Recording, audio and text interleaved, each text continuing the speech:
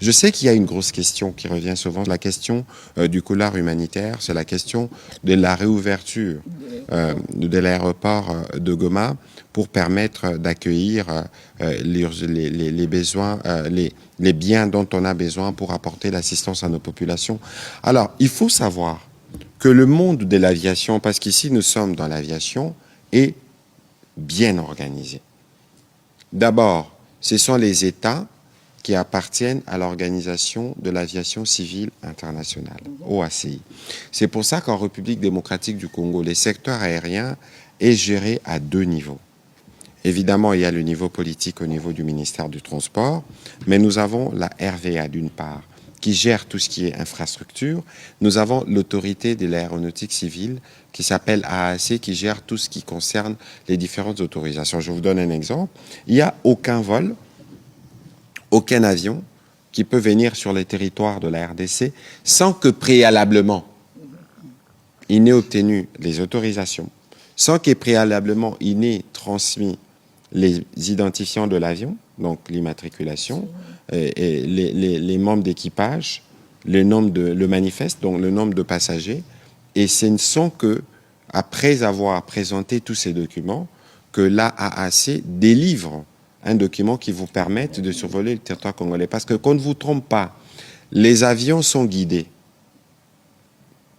Lorsque vous voulez entrer dans l'espace aérien congolais, même si vous devez atterrir à Goma, ne devez-vous pas passer par Kisangani ou par Kindu?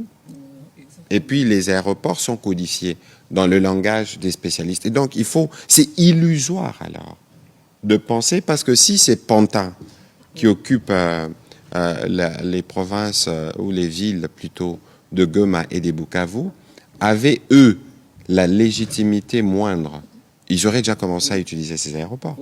Il n'y a aucun aéronef qui peut, dans ces contextes où nous avons émis un NOTAM. Un NOTAM, c'est un signalement que nous avons fait à l'OACI pour dire qu'aucun avion ne peut atterrir ni à Goma, ni à Bukavu, du fait de cette occupation rwandaise avec leurs supplétifs. Et donc, dès lors qu'on a pris ces décisions, aucun avion ne peut atterrir. Et donc, l'idée ici, parce qu'il y a une urgence humanitaire, parce qu'il ne faut pas oublier même en droit de la guerre, quels que soient les contextes, on laisse toujours un couloir pour apporter de l'appui à ceux qui en ont besoin.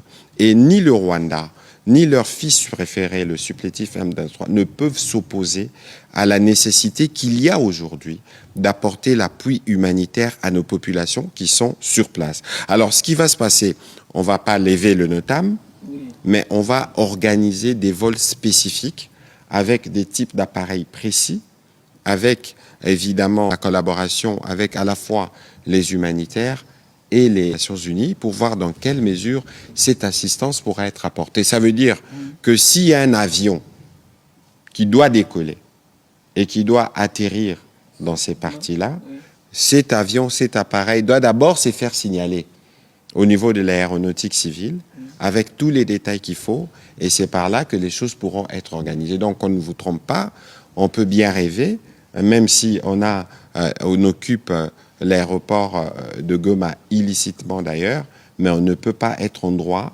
de décider du trafic qui doit y être fait. Donc ça doit être quelque chose de bien clair, de bien précis.